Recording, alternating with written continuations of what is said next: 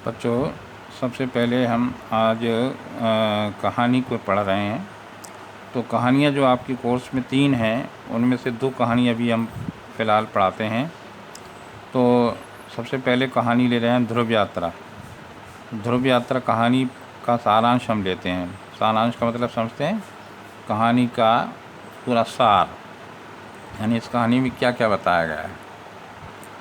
तो सवाल आता है इस तरीके से, ध्रुव यात्रा कहानी का सारांश लिखिए या कहानी का कथा वस्तु लिखिए।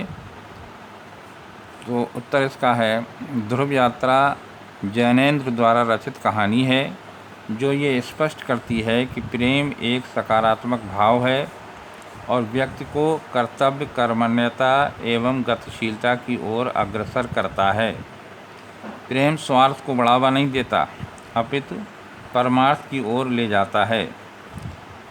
उर्मिला राजा रिपुदमन से इतना प्रेम करती है कि बिना विवाह किए उनके बच्चे की मां बन जाती है, लेकिन वह ये नहीं चाहती कि राजा साहब उसकी और उसके बच्चे की चिंता करें, अपनी गति अवरुद्ध कर लें, यानी गृहस्थ जीवन में पड़ कर के अपने लक्ष्य से भटक जाएं। आते हैं अगले पैरा पे। राजा साहब को साहसिक अभियानों में रुचि है।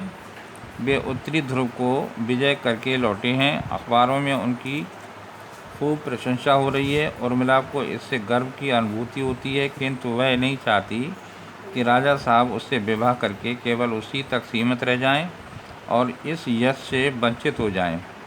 वो उनसे कहती है कि आपको अब दूसरे अभियान पर जाना है, दक्षिणी ध्रुव का विजय अभियान। तुम रुक नहीं सकते। पथ अनंत हो या गति का आनंद है, यही गति का आनंद है। तुम मेरे लिए नहीं, उससे अधिक के लिए बने हो। राजा साहब को रात को नींद नहीं आती, मन पर नियंत्रण नहीं रहता, वे मानसिक रोगी हो गए हैं। इसके उपचार के लिए आचार्य मारुति के पास जाते हैं, जो एक प्रसिद्ध आचार्य हैं। वे उन्हें विवाह कर लेने का परामर्श देकर उनकी लिखी डायरी मांगते हैं। जब उर्मिला को राजा साहब ये सब बताते हैं तो वह मारुति को एक ढोंगी आचार्य बताती है जिसने उसकी मां से प्रेम करके छोड़ दिया था। उर्मिला उसी की बेटी है। उर्मिला राजा से कहती है कि आप दक्षिणी ध्रुव का अभियान पूरा करके मुझे भी संपूर्ण करें।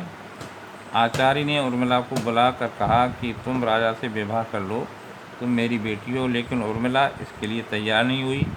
उसने राजा से कहा कि आपको अभी अभियान पर जाना है। राजा ने परसों जाने की तैयारी कर ली। इससे स्त्री उर्मिला तो दुखी हुई, लेकिन प्रेम का उर्मिला प्रसन्न हुई। अब आते हैं नेक्स्ट पेज पर।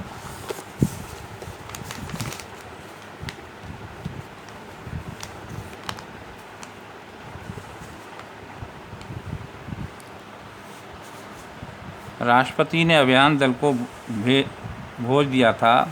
अखबार में इस अभियान की चर्चा थी, जिसे पढ़कर उर्मिला गर्व का अनुभव करती है।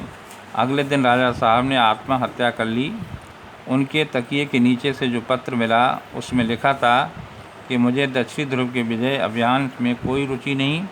ये मेरी व्यक्तिगत बात थी जिसे सार्वजनिक महत्व देना ठीक नहीं। दक्षिणी ध्रुव पर भी जाकर मुझे मरना ही था। मैं उर्मिला के आदेश का पालन नहीं कर पाया, इसके लिए दुख है। मैं पूरे होश हवास में आत्महत्या कर रहा हूँ। यही इस कहानी का सारांश है। अब अगला सवाल है, प्रश्न नंबर 2, कहानी कला के तत्वों के आधार पर ध्रुव यात्रा कहानी की समीक्षा कीजिए।